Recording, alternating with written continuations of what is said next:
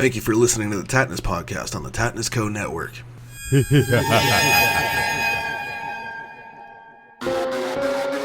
Welcome, ladies and gentlemen. A Mercedes kind of sentiment, luxury and trust in me to honor the free we all should be in. Sees my sundial burst into yin and yang, right left me and you. What's cracking, you guys? Happy Halloween season. My guest today is a very good friend of mine. Honored to call him a friend. This guy's been in just about every fucking movie you can imagine. Some of them are uncredited, but he's there. And he makes horror films himself, and he's got his own show, the Jimmy Star Show with Ron Russell. My boy, Jimmy Star, amazing human being. You're not going to want to miss this. Check it out. All right. Well, it felt like I was waiting forever because you've been booked for quite some time, and I was just waiting for the day to come. So it's good to finally fucking talk to you, Yay! right? I was contemplating doing fucking like a little mini series, just, you know, not even having you involved, just going through your fucking resume. You know, it's that much. I'm lucky. I've had a lot of great experiences, and I got a lot of stuff going on. Absolutely. I was like, Jesus. I looked through you know, everything you've done, and I was like, holy fuck, you've probably forgotten more than I've done in my life. Now, you got a pretty extensive resume too, so you have to, like, you know, give yourself props all the way along, dude. You're like multi-talented. You got tons of shit going on, just like me. Well, I appreciate that. Thanks, brother. Fucking Halloween season is awesome, and the purpose behind what I'm doing was everybody got in an uproar over the new Halloween movie being postponed a year because of the COVID bullshit. And then it became, holy fuck, Halloween itself is canceled. And I don't know about that, but that seems to be everyone's worry. So I thought, okay, well, you know, fucking, we've talked off air how I love October. You love October. So Favorite month. Besides right. the fact that it's my birthday follows, and I'm the biggest horror movie fan like ever. And so the fact that I started as a horror fan and now I'm friends with all the big horror stars, it's kind of like a pinch me moment, you know, that I get the opportunity to hang out with, you know, the people that I really loved as I was growing up. See, I love that. I'm in the same boat where I'm now, you know, I grew up with Nightmare on Elm Street and shit like that, which I loved. I've been obsessed with it since I was a child. I used to sit up every night at 6 years old watching fucking Freddy's Nightmares and shit when it was on TV. And now I'm friends with Ken Sagos. I'm friends with Mick Strawn, who worked on the show as a set designer and shit like that, among so many other people. And it's a trip. So I totally understand that. And so I decided with this whole thing, I was like, well, everyone's freaking out that Halloween's canceled. I'm like, fuck that. I'm going to give you something to look forward to all month. Is going to be just horror based or paranormal, whatever the hell people want to get into. And I'm going to get all my friends from the horror industry on the show and give you guys something to look forward to. And you've done fucking tons. So, I mean, that's awesome. You know, like, I actually, because today is Clive Barker's birthday. I saw that. So I put a picture up on Facebook of Clive Barker and I, because one of my greatest horror experiences in life was to spend like 8 hours just Clive Barker and I and two other people talking. And so I started out in the entertainment industry. Well, not really, because I was always an actor and extra and stuff, but I started becoming bigger in the horror movie industry when I started my show, and I was a celebrity clothing designer, and I used to dress like everybody. I've dressed everybody in my one-of-a-kind clothes. So I was at a convention in Florida, and I had met Clive Barker. I always paid for the VIP pass, so I didn't have to wait in line. And I introduced myself, and I said, I got a room full of clothes I'd love for you to take a look at. I'll give you anything that you'll wear. And he said, oh, I don't know if I'm really going to have time to do that, you know, this trip, but thank you so much. So then Doug Bradley came, and he's been a friend of mine for years, and I gave him a couple of shirts. And Doug Bradley, for anybody who doesn't know, is Pinhead in all the Hellraiser movies. And And Doug Bradley, after leaving with the shirts, walked into, saw Clive Barker, and Clive Barker loved the stuff. And then I got a phone call at 11 o'clock at night from Clive Barker. Hey, can I come to your room and look at the stuff? And I said, sure, no problem. And so I ran back to the room and I invited 2 other people because everybody was big Clive Barker fans. And, you know, at this convention to meet him, you had to wait in like a 5-hour line, you know, because like everybody was trying to meet him. And so he came to the room and he just looked through the clothes, and then we just started talking, and we had a really good time. And then we took all kinds of pictures with him wearing different clothes. And then he took one of his books, Abarat, and he brought it with. He called, and somebody came and brought me one of his books. And then he sat there while he was talking to us, and he drew a one-of-a-kind drawing on the inside flap just for me. And then he took a bunch of clothes and invited me to his house in LA.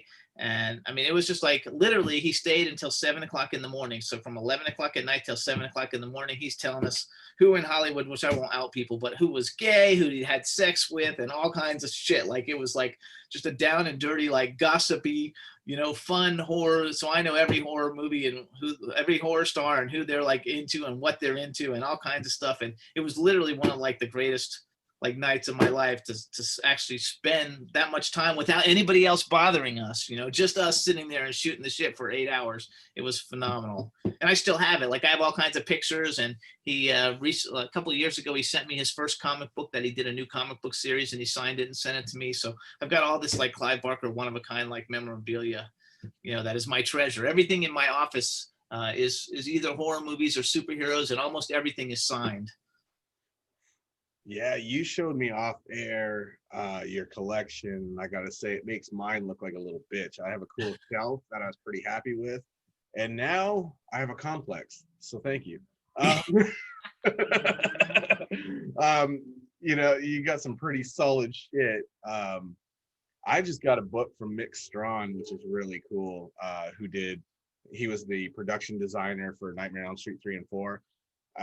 He signed it, but he also gave me a nice little insult because he's a friend of mine, and why, you know, what's a little ball busting amongst friends, right? So couldn't be happier with that. I wish he would have spelled my fucking name right though, but I have all of them. Like, I have, let's see, I have Kane Hodder's autograph book. I have Lance Henriksen. So Lance Henriksen is my favorite horror actor. Like, I've just been a Lance Henriksen fan my entire life, literally. And Malcolm McDowell is my other one. And so we were at a convention, and I went up to Malcolm McDowell after I waited in the small line for the VIP people to take a picture with him. And I whispered in his ear, I know you're straight, but if you were gay, I would rock your world. He fucking loved it. He came, he like took clothes. The next, he called me a couple hours later. He's like, I have tea break. You want to come have tea? And then we went and had tea. And then I went to dinner with him and his manager and a bunch of people. And then the next morning I had breakfast with Lance Henriksen, Doug Bradley, and Malcolm McDowell and I for breakfast. And I was like, oh my God, I am in my fucking glory. Like, it couldn't even get any better than this. Like, my favorite actors, and here we all are having breakfast, and everybody's looking at me like, who the fuck are you? And I just loved it. Man, if it wasn't so damn muggy right now, I would have worn my fucking long sleeve Clockwork Orange shirt. I fucking love Malcolm. He gave me a little statue of him as the guy in Clockwork Orange, and he signed the back of it. It's like a little orange statue of him in Clockwork Orange. And Lance Henriksen gave me a tile. So he makes these like alien tiles of the alien monster, and they're beautiful, one of a kind. They're beautiful. He doesn't sell them or anything, but he had it on display. You can find them on eBay, but they're like thousands of dollars. And so he put the he had it all weekend at his thing, and at the end of the weekend, I just walked up and said, I had such a great time. Thanks for dinner and breakfast and all these like great things. And he said, here, I want to give you this. And he picked the tile up and he wrote, you're a badass motherfucker on the back of it. And he fucking signed it to me. And I was like, oh my God, you know, here's my like icon. And he's like giving me this shit that like everybody would die to have this thing. It's like my most prized possession, is one of my most prized possessions. I love it. So I think that the horror thing is awesome, and I like anything that Lance Henriksen's in, even if it's shitty. I like it just because he's in it. Because he makes everybody, all those horror guys, they all make a lot of really shitty movies too. But I like the shitty ones too. I think that's the charm to it, isn't it? Like, if you go back to like even 80s horror, it's so fucking cringy sometimes, but that's what makes it great. That's the charm to it. Is it's meant to be. It's self-aware, I think, in many ways.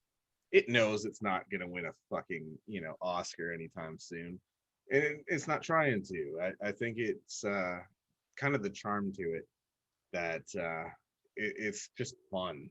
It's not Absolutely. not trying to be too serious, not trying to be too like fucking elite. It's like, okay, this is campy, and that's why we love it. So absolutely, I dig that.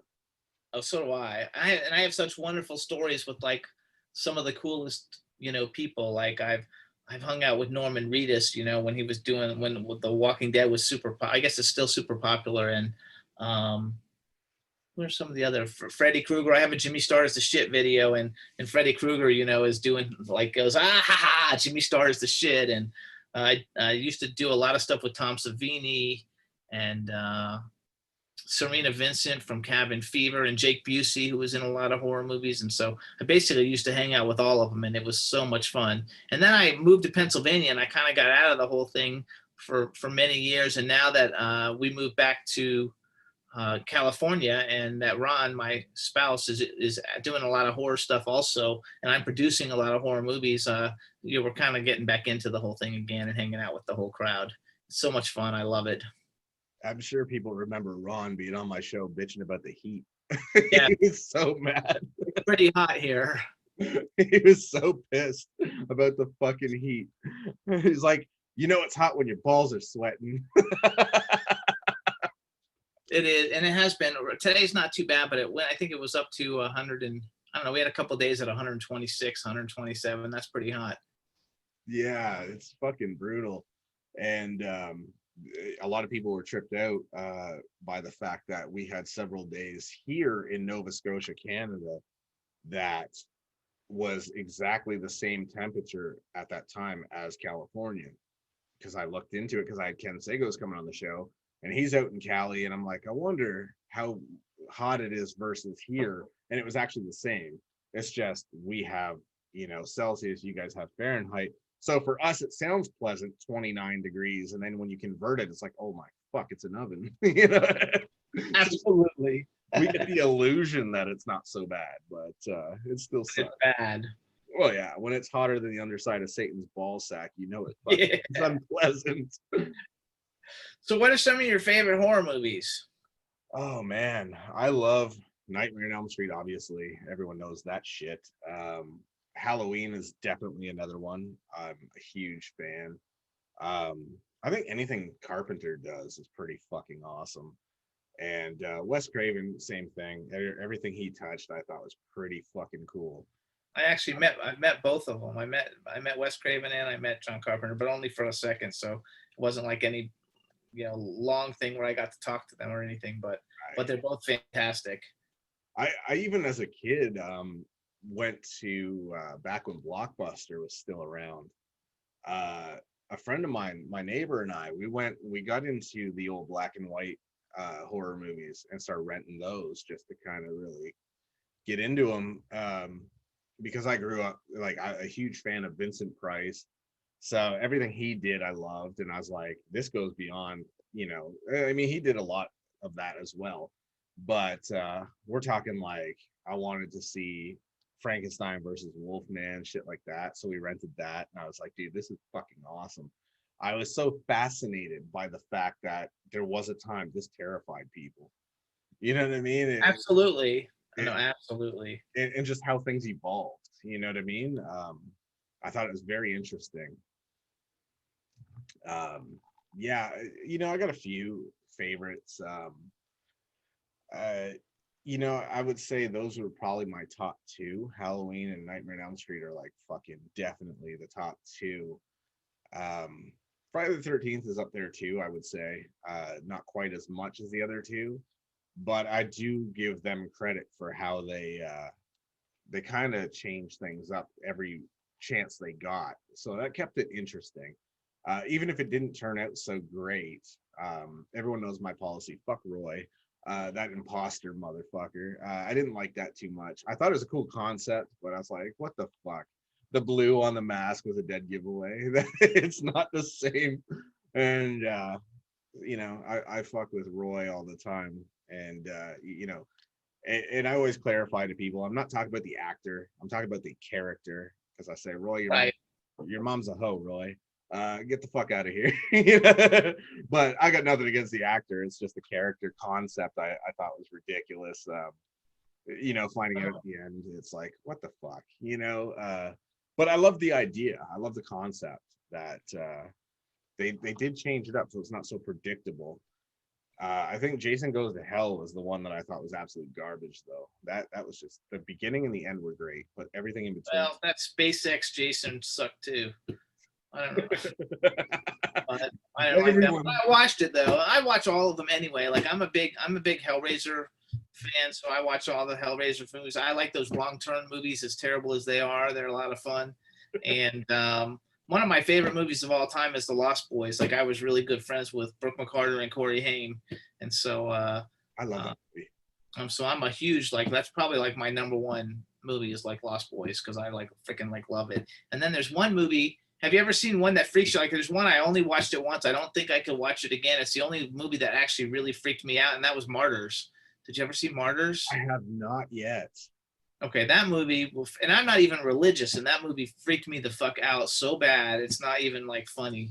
Like literally, you should see it. But basically, like I don't even know if I remember the whole concept because it freaked me out. But somehow it was because it was done through the church, and they wanted to see how much pain somebody could withstand. And so like the movie, basically is about how much pain you can stand. And so they basically like take all the skin off of this fucking like lady, and like in the name of God and shit. And I was like, this is just way too fucking much for me. This shit it really freaked me out because literally she like was almost totally skinless, like laying there, and it just freaked me out. And I don't get freaked out because most of the time I laugh and think they're fun, or I get scared or it's suspenseful or something like that. But I recommend everybody, if they like horror movies, they should see it just to see it because it's so freaky. But I probably wouldn't watch it again. Yeah, right. I got a few like that too, where it's like, holy fuck, that was heavy. There was something about what was that fucking movie, Sinister? Oh yeah, that was a good movie. It wasn't terrible. It was good, but it was so dark and fucked up. Whenever there's kids involved, like I felt filthy after watching that. I was like, there's something not right about that shit. And I was like, I don't know if I could sit through that twice because that was dark as fuck. I think I get too wrapped up in like the details of as they explain some of the kills and shit that kids did this, and it's like my mind just runs with it and I get really like I can't do the kids one. Like, so I don't really like the ones with kids in it. When I was growing up, my dad wouldn't let me see. He would be the one who would take me to the horror movies, but he would not let me see them if like little, like young kids were killed. Like, did you ever see When a Stranger Calls? Not the remake, but the original. Yeah. Like that movie freaked me out because like it could really happen where the crazy guy could really be in your house and killing your kids. And another movie, though, series that I liked a lot, though, was Phantasm. I'm friends with most of the people in Phantasm. And you might be too young to even know what Phantasm is. Yeah, I know what that is. Yeah. With the fucking sphere with the thing and it hooks in your head and stuff. So I'm friends with Baldwin, the Baldwin guy who's the star of it. And I used to know the old guy who played the walking tall man, the tall man or whatever. That fucking tall man. Yeah. It sounds fucking hilarious to people because it doesn't sound threatening at all, but he's a creepy motherfucker, man. No, he's creepy. Noah's, what's his name? Scrim. Angus Scrim. His name was Angus Scrim. I met him at a convention and he was really cool, actually. That movie was pretty fucked. Especially like the first one. Like then, there's 10 of them later. They're not as scary, but yeah, the first ones are always best. They tend to get watered down after a while. I find, if they do too many of something. Oh, absolutely. I think the original usually needs to be what it is. Like sometimes it's best to leave it alone, especially when you have situations where you get too many cooks in the kitchen or too many different companies or directors taking over. A lot of people, I mean, Nightmare on Elm Street 2, for example, when Wes was kind of done with the whole thing, um, that's when people started to kind of say, "What the fuck?" Because it took a different turn because it's someone else's vision for it, and just a few inconsistencies where it was like, Freddy comes into the real world without being brought in, and it's like, how the fuck did that happen? That in the original, that's just not how that works. And, weird little things, but it never took me out of it. I still love all of them. Well, I think the third one is the one I like. After the first one, I think the third one is the one I like the best. Yes, that's my favorite after the first, definitely. I think we agree on that completely. Yeah, and I think that. So, what did you think then when they did the remake of it? I mean, that's like 10 years ago when they did the remake with the kid from Bad News Bears. Yeah, I was skeptical as shit because with that being like something I grew up with, I had two incidents, and I'm not going to bullshit anybody. I remember, no disrespect to poor Rob, but I remember saying when I found out he was doing the Halloween remake, I was like, oh my God, if he fucks this up, I'm going to find out where this fucking cat lives and I'm going to hoof him in the nuts. And I went to see it the night it came out, and I was like, oh. I thought he did a pretty good job with the first one. The second one sucked, but the first one was good. I loved the first one. The second one, I was like, whoa, that's different. It got a little bit artsy for my taste, where I didn't, and the fact that they changed the kid, I was like, nah, I don't like that. I understand the reason, but it just took me out of it that it's not even Dig, and I'm like, nah, I don't like that now. But then with the remake of Nightmare on Elm Street, it was the same thing. Where like, if they fuck this up, and then I thought it was like okay. I didn't think it was great, but I didn't think it was terrible. It was okay. Right. I went into it. I went and saw that also the night it came out. Like when it comes to Halloween or Nightmare on Elm Street, if something comes out in the theater, I'm there the fucking night it opens. No excuses, no bullshit. Because fucking those are my two big ones. And I went into it skeptical because the person, it's like I happen to know that Johnny Depp, when he auditioned for the original, this guy went with them in audition, didn't even get a part, and now he's playing the part. You know what I mean? And I'm like, oh fuck, I don't know about this. But I went to see it, and I was like, I'm going into this with no like pre fucking formed opinion, and I'm not going to kind of attach it to the original. I'm gonna watch this as its own thing and see how I feel about it. And I was like, you know what? If you view it as its own thing, it's not bad. No, I didn't think it was bad. And that guy who played Freddy Krueger, I forgot his name, but he's a big actor. Like, Yeah. from my childhood, he was in tons of stuff, and he was in the Watchmen stuff. He's a good actor. So I didn't think that part. I don't know if I loved the whole cast that they did, but it was okay. It wasn't terrible. Let's put it that way. Right. I'm a big fan of the first one. I remember we had Lisa Wilcox on our show. I think it was Lisa Wilcox. Is Lisa Wilcox the one who gets taken down in bed? So like Ron never knows who anybody is when they come on, and so we brought him on, and he's talking to her, and he's like, he goes, there's this one horror movie where the girl gets like taken by the knived hands through the bed, and gets killed. He's like, it was terrible. And she's like, yeah, that was me. And he was like, holy shit. He just doesn't do the horror thing well at all. And like last night, let's see, was it last night or 2 nights ago, Halloween was on TV, and I flipped on and I was watching for a few minutes, and he saw like 4 dead bodies in a row, and he was like, yeah, we can't watch this. I loved it. What did you think then of the latest Halloween, the one that came out last year? Was that last year? 2018.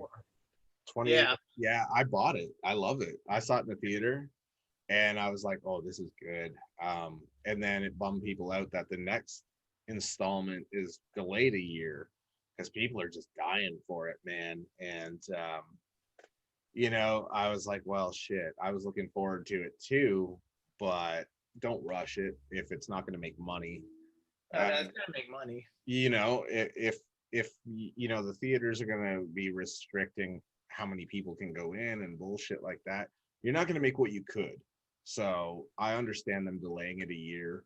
It's pissing people off. They want it on like video on demand and bullshit like that, but that's not the same. If you put so much work into it, and I mean, you would know, you put work into a fucking film, you want it seen in the theater, not on video on demand. Yeah, if it's good enough that you know, and it's that you can get it in theaters, you want it in theaters. Right. And the way they're hyping it up, they're pretty proud of it. They're saying it's going to be brutal.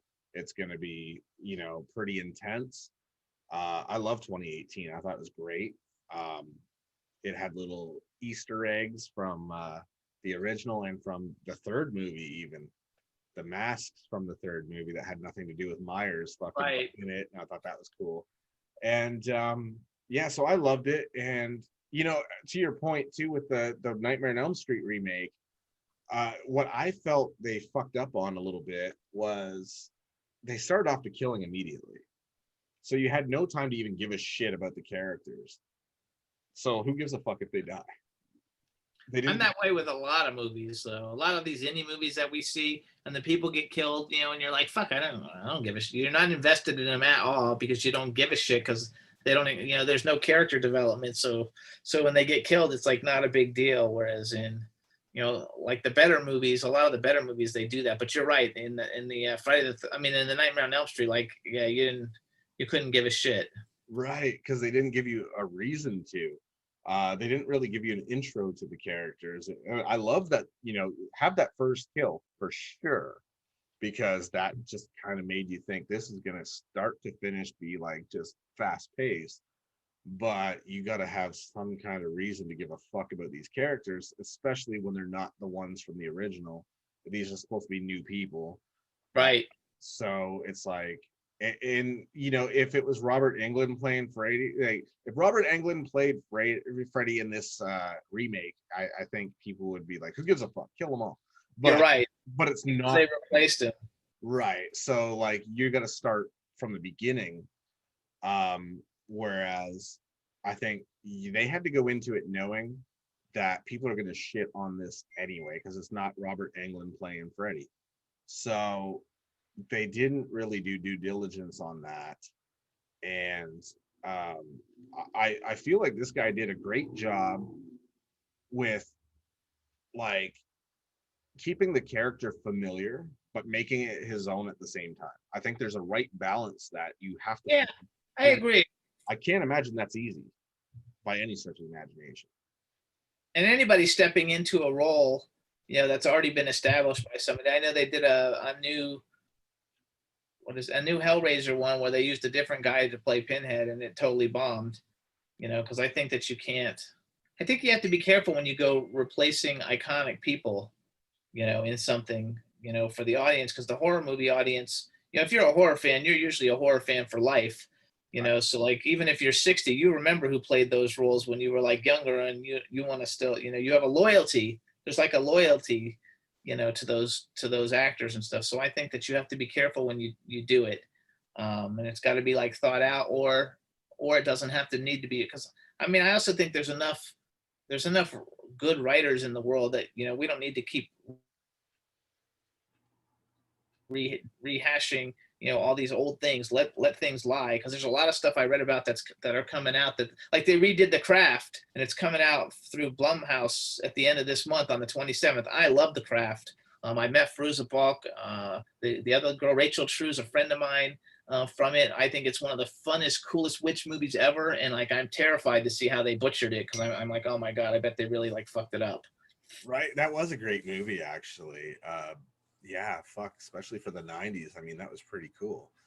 I kind of was intrigued when I read that. I'm like, but then I saw who's doing it, and I'm like, well, they're doing the Halloween 2018. They've done that. They've proven themselves there. So maybe there's hope, but I don't know. It's weird though, because like I thought they did a great job with The Invisible Man, but I also thought that Fantasy Island was like a dog turd. It was terrible. I was upset that I paid like to go see it, but I thought The Invisible Man was excellent. It was like really good. Like, so I think they're like one of those groups of people who they're like a 50-50, 50-50 hit or miss. They do one good one and one shitty one. So we'll have to see, because their last good one was The Invisible Man. I'm hoping that, that doesn't mean the next one's shitty and it's going to be The Craft, because I love The Craft. There's parts of it that I watch over and over, like when I'm just like doing work and stuff and I just want to see something. There's parts of it that I like to watch just over and over. I love that. I mean, I'm the same way. When I do art, sometimes I'll just throw on like a horror movie for the background noise, and I just do horror art from like 80s shit. I love it. I'll spend hours doing it, and it feels like maybe 20 minutes, and it'll be like 4 hours have gone by. Another person I would love to get on my fucking show eventually is Bruce Campbell, because that dude is funny as hell. I love his work. Evil Dead was a great fucking movie for its time, especially. What they did with it, I thought was pretty cool. It's definitely unique, to say the least. It got fucking more comedy based as it went on after the first one, but that remake, holy shit. I didn't even see it. Like, I like the Evil Dead. I'll tell you, like, I got myself in trouble with Bruce Campbell, because I lived in Florida and I was an extra on Burn Notice, which is like the TV show that he was one of the stars of. And it was lunchtime and he was sitting at a table with Jeffrey Donovan, and I didn't know who Jeffrey Donovan was, because like I don't think before Burn Notice anybody knew who Jeffrey Donovan was. And so I walked over to the table, which is a no-no, and just sat down and started trying to talk to them. Because, I'm like, I've been interviewing celebrities and I've been friends with famous people for 25 years. So, like, I didn't think about the fact that, oh, you're an extra in this movie and you're not allowed to talk to the talent. I'm Jimmy Starr. I just walk and talk. And so I almost got thrown off the thing for like going over there to talk to them, because it was, I guess, a really big like no. And he wasn't really like cool about it. He could have been, hey, you're not allowed to do that, maybe we can talk another time or something. But he kind of like made a big deal that I had crossed the line, and he wasn't really cool about it. And so so I saw him at a bunch of conventions after that, but I never actually walked up to like meet him or whatever, because I thought, you're cool and you got a great reputation and shit, but you were a dick to me, so fuck it. Wow, that sucks to hear that, because but I think he's cool, and I think if you got him on your show, you'd probably like love him, and I'd probably love him if I saw him again in another situation. Right. But he was just my, because I was totally 100% in the wrong, so I really shouldn't hold it against him. But I'm also, that's where the little ego thing comes in. Like, I'm Jimmy Starr. Like, I don't expect, like, I don't pay to go to places. I expect to get comped when I go to places and stuff like that. Not like restaurants and stuff, but like if I go to events, like we don't pay to go to events. Right. We contact them, tell them who we are, and they usually, they let us in. We walk red carpets of every movie premiere and stuff, and we don't usually have a problem. And so, so I got a little bit of an ego in that respect, that I don't pay to. If I have to pay for it, I'm not going to it, because if I had to pay for it, fuck, I mean, we get invited when it's non-COVID. Sometimes you get invited to 2 events a day. You could never afford, and you have to make $1 million to be able to pay to go to all these things. So. Yeah. So you have to do the same thing. Like when you're going out there, you have to let people know who you are, that you want to go to the event, and you should get comped as media, if nothing else. Oh, shit. I don't know who's at my door, but I guess we're gonna let the bell ring. I can pause if you want. Pause 1 second. Let me see who's there. So yeah, I totally agree with you, and I was kind of cracking up at your statement about being called at like 11 at night, because that's this fucking industry, isn't it? I don't think people realize that this is what happens. Like, this industry, you don't sleep, because I've gotten texts at 11:30, 12, 1 in the morning, fucking, hey, can you put this person on your show on this day? I'm like, sure. Like, fucking, it happens all the time, and I'm like responding immediately. And I know with me especially, there's the time zone difference. I don't think anyone really fucking realizes or cares at this point, because I'm so accommodating, and I'm always up anyway. So I'm like, sure. And I respond immediately. So it doesn't matter what time it is, because if you get a response immediately, it's like, okay, it's not too late then. So yeah. you know? I used to do that, but now I got it set up that like at night. Well, that was different. I was at a convention, so that's different. But now in my everyday life, like I don't leave the like I leave the phone in my office. So once I quit, I'm done, and I leave it. And if somebody calls or texts, they just get responded to the next day because it gets to be too much for me otherwise. Because I get so many of them, and like people, everybody wants to come on the show, and everybody wants to be on it and stuff like that, and you can't make everybody happy all the time. I mean, you do a lot more shows than I do. I only do one show a week, so I only have two places for two people a week, 8 people a month. You do a lot more shows, so you're more open to having more of it, but I just don't have time I'm for not it all. So I'm not huh. I'm not sure when that started for me, but it was just out of nowhere. It was like I went from one show a week to like every fucking day is a show. Just getting people on. I got 3 today.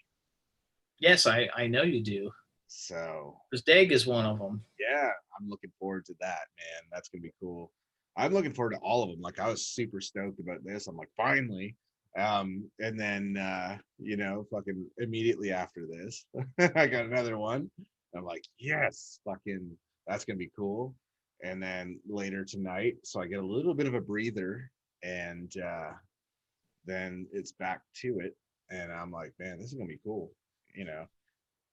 No, And you gotta have fun. Let's face it, life is short. So if you get an opportunity to do something that you like to do, uh, you got to do it. Take every opportunity that I always tell everybody. Everybody always complains to me, which I don't know why. It's not like life is easy for me either, but everybody always complains about how this didn't happen and this didn't happen and this didn't happen. I'm always like, walk through the doors that open. If the door opens, make sure you don't miss your opportunity to go through it. amen. And like I said to Sherry Nelson the other day, I said, man, um, I take nothing for granted. Nothing's fucking owed to me. So I appreciate every bit that I get, every publication, every interview, every, person requesting to be on my show. I appreciate every last bit of it. And, until it's done. So, and I'll be able to look back at it fondly and be like, man, I did something, I dig that. I know that some people get jaded and they kind of take it for granted. They feel like it's owed to them, and then they bitch and complain about it. And it's like, you could be working some fucking factory somewhere Right. for minimum wage. I've done it. So I have too. So the fact that I get to support myself doing the things that I love doing for me is all the everything in the world. That I'm my own boss. Also though, everything like makes or breaks on me too. If I make a bad decision, that's also on me. But if I make a good decision, it's on me. And life is a series of events and learning experiences anyway. So I'm just happy that I get to do it, and I don't have somebody yelling at me from above saying you didn't do this and you didn't that, or you're 5 minutes late or anything like that. It makes me fucking happy. right, you're not making someone rich while they keep you poor. That's uh, right. and the thing I loved about being a tattoo artist, there's a love-hate relationship with that. The love came from the fact that you get so many people, and while you're working, of course, they're going to give you their story. They're going to, talk. And I was fascinated by that. I loved meeting new people, getting their story, and you get some really fascinating shit. What I hated about it was, from an art perspective, as much as you love art, it doesn't mean you're on all the fucking time. Right. So, you know, and you don't love doing what you're told to do. You want to just do what the mood fucking brings. I love doing horror art. I love doing retro art, shit like that. So when I draw, I'll do whatever the mood is. But I'm doing it because I want to, not because it's my job. The second it becomes a job, I don't like it anymore. Yeah, I agree. So you know what I mean? And so that I didn't care for. And then the fact that everyone wants to save money. So all of a sudden you got 90 some best friends and fucking cousins coming out the woodwork that never wanted nothing to do with you, but now they can get free fucking tattoos, right? So they want to get close and be your best fucking friend, and fuck that. So I decided I was done with that bullshit. I agree with that 100%. Right. And this industry is no different. I'm sure you've had experiences. So this gives me that opportunity to have the story side that I love so much of tattooing, without having to like burn myself out with doing shit I don't want to do. I literally get to just sit and talk to really cool people, fascinating people, hear their story. And quite often it's so similar to my own in many ways that it's like, wow, it really is a small fucking world. You know what I mean? And I think that's awesome. I think it's funny how people do that though. Like, and I guess that's just human nature, and they all do that. Because I was talking to somebody else earlier today, just about how, because now I'm producing a bunch of movies, and all these people that I haven't spoken to in years who don't fucking wish me a happy birthday or anything.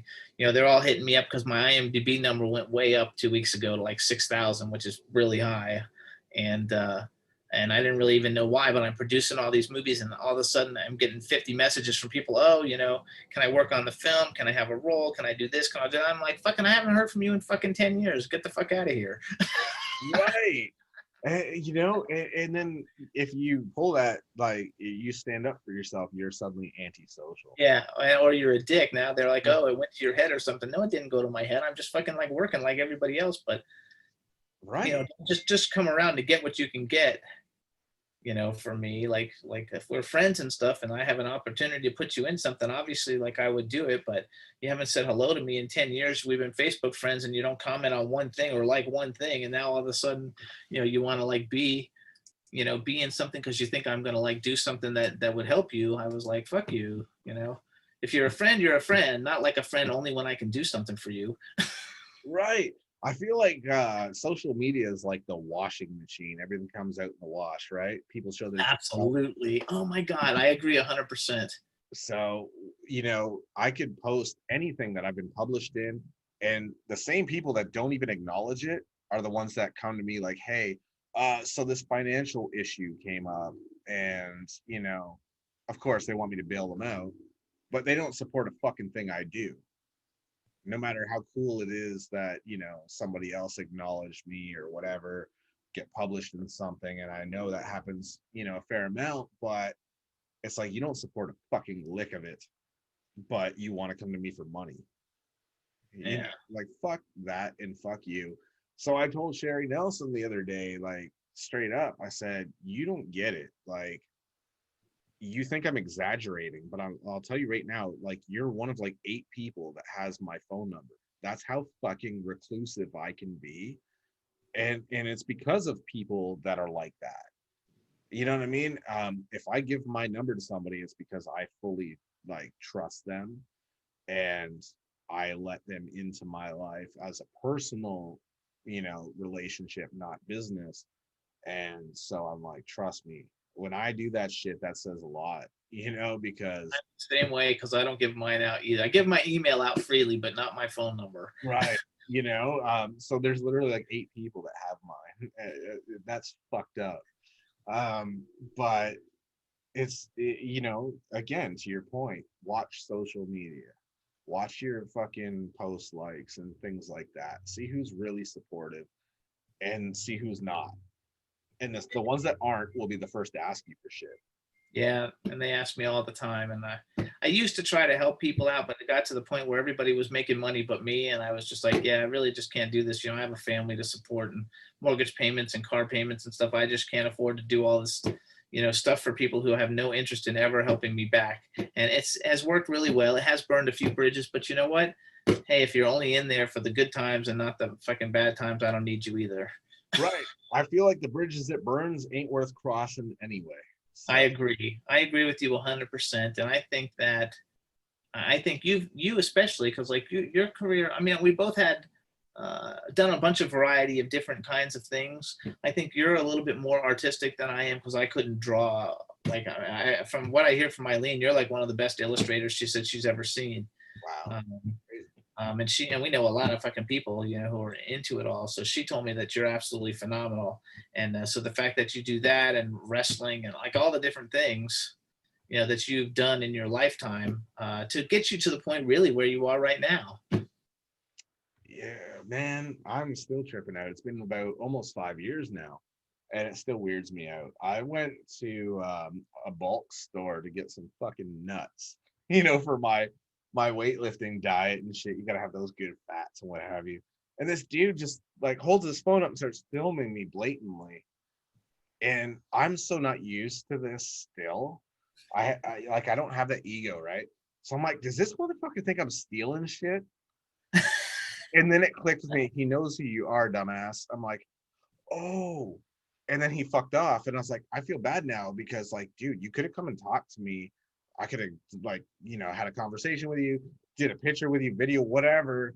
Like, I'm not that guy that's gonna be like a total dick to you. Um, but he just felt like the best thing to do is keep a good distance, start filming.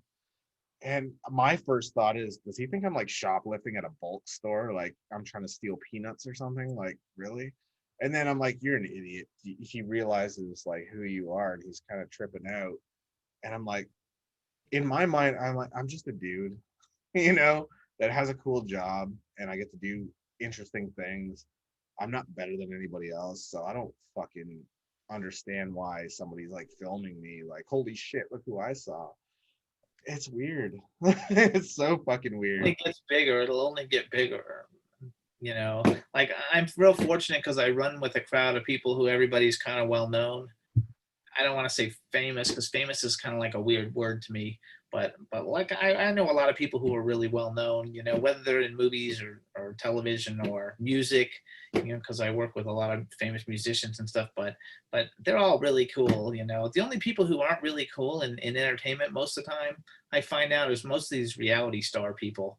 Like they have like 15 minutes of fame and they think that they are like something fucking special. And I'm like, you have like no skills whatsoever. So I don't really, you know, get it. But other than that, because like when you meet the people and the really, especially the really famous ones, they're so humble and they're so fucking happy to be, you know, have all created all the opportunities they've created. So almost all the really famous people are really cool. It's just the people who aren't really famous who think they're famous that are assholes.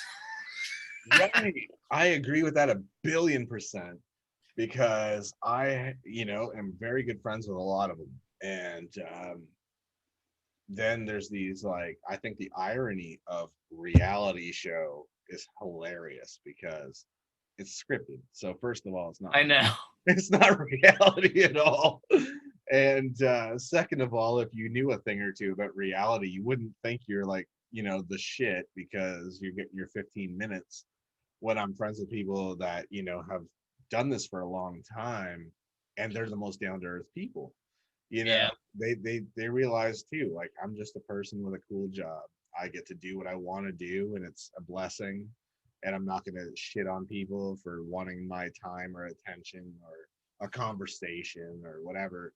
I mean, fuck. I don't mean to out poor CJ Graham, a friend of mine. But I was busting his balls a little bit about how it was funny when I booked him for my show, and he's a friend of mine, and it's like, check with my wife, text my wife because she does my scheduling. So What was CJ Grant? Is he a reality show guy? CJ Graham is Jason Voorhees in Friday the 13th Part 6. Oh, I knew the name. I couldn't figure out how I knew the name. Okay. Yes. Okay. So I was like, really? I gotta ask Jason Voorhees' wife if he can come out and play on October, sometime in October. And he's like, dude, she does my scheduling. She knows better than I do what's going on. And I'm like, amen, brother. I fucking know that all too well because my schedule is a mixture of emails, texts that I got while I was on a 3-day vacation, like balls deep in beer. So I don't even remember. I just remember agreeing to shit because I was excited about it, but I don't remember exactly the dates and times. And now it's so buried under all these other texts that I'm really riding on like last minute. Oh, by the way, you have this person. I'm like, yeah, I do. I'll be ready. Don't worry. I actually went 4 days ago. You can't see it because of the background, but I went and got an actual like calendar that I could start because there's so many things that I like. Eileen sends me these messages and she's like, "Yeah, you have to do this today," and I'm like, "Oh yeah, it's not on my calendar. I fucking forgot. Now I can't do it. I got something else scheduled or something." And so, Right. I mean, she asked I me. literally just got one. Got one. She asked me on my vacation if I would be open to do guest spots. I'm like, I always do. I'm just selective about what shows I do because I've had bad experiences, like mostly with these little indie fucks, and that we're supposed to be friends of mine, and it's like they try to downplay and like just disrespectful as fuck. So Yes. I'm not doing that shit anymore.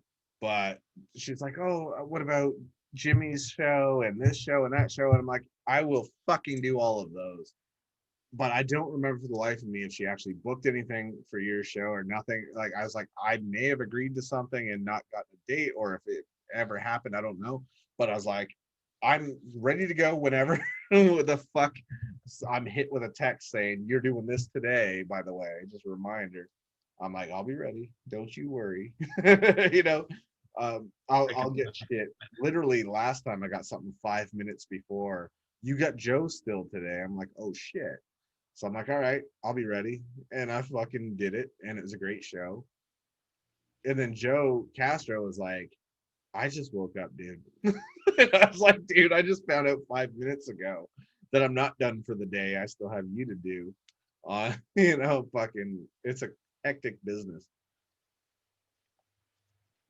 Well, I think that Joe Castro is a great guy. He's Amazing. becoming a good friend of mine, actually, and I really respect everything that they're doing. So he's like really cool, and I think that actually too, like, so who do you got on Wednesday? Wednesday. Holy shit. Good question. I've got it written down on my PC somewhere. In Word, I wrote down the schedule. Not sure who I got Wednesday. I know tomorrow I've got the Swedish cat from Jonas from the Beast from fucking whatever the fuck that movie is called. Jesus. Jan Birch? No, not Jan Birch. No, Oh, Jonas Volker from the Beast. Yeah. Yeah. Okay. Jan's coming on too as well. Not tomorrow though, I don't think. Fucking Wednesday. Jesus. I got it written down. That's all I know, but it's so hectic. I've got fucking like all month. I'm booked till like November 2nd, and I still have like incoming guests. So pretty cool. Now look at your schedule, but you'd have to let me know quick because I just had a cancellation on my show, so now I have to go find a guest for Wednesday. But if you're not doing it at the time that my show is, which is 12:15 p.m. Pacific time, I don't know what time that is for you. What time is it where you are? Right now it is 5:55 p.m. Oh, you're 4 hours difference than me. Yeah. Fuck, dude, that's fucking weird. Okay. Well, I just got an opening right now. While we've been on this phone call, I have to go get a guest. So look at your schedule, and if you're at 12:15 my time, if you're open for 45 minutes or so, let me know, and we'll bring you on the show Wednesday, and I'll make a graphic and stuff and say that you're coming on the show. And if not, we'll bring you on another time. But let me know because I got to go get a guest. Oh yeah. I mean, consider it done right now, and I'll check before the end of the night. And if there's something booked, I'll let you know, but I doubt it. Okay, so then email me a picture that you like of yourself then too, and I'll make a little promo for it, and we'll bring you on Wednesday. It's on StreamYard. Good. Oh, stream. It's live though. Mine's live. That's fine. Just let me know the language barriers. There's no language barriers. We try not to say cunt. Yeah, that rubs people the wrong way. But we cuss a lot. I mean, we don't try not to do it too much. But I have the lady who voices. I have the lady who voices one of the characters in South Park coming on as a voice artist. She also does all kinds of comic books, but I don't know what they are. Like she does all kinds of voice characters of cartoons and stuff. But South Park's one I know. That's awesome. I love. And she has a new series she's trying to push called The Adventures of Puss and Dick. Of course he does. He was involved in South Park. Of course he does.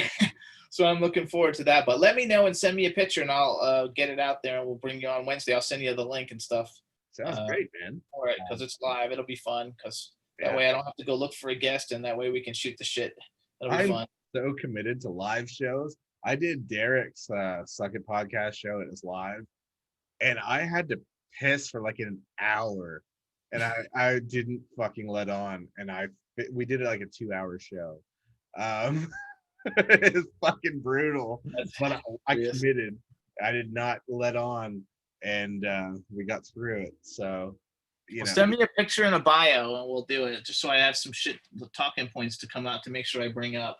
And we should tell everybody too who's watching, if this part doesn't get edited out, everybody needs to go check out my blog, jimmystarsworld.com. It has all the information about the show, all the information about World Star PR, and it also has like my blog, which is number 50 of the top 100 entertainment blogs in the world, and I'm trying to get it up, so I need more people to go to it.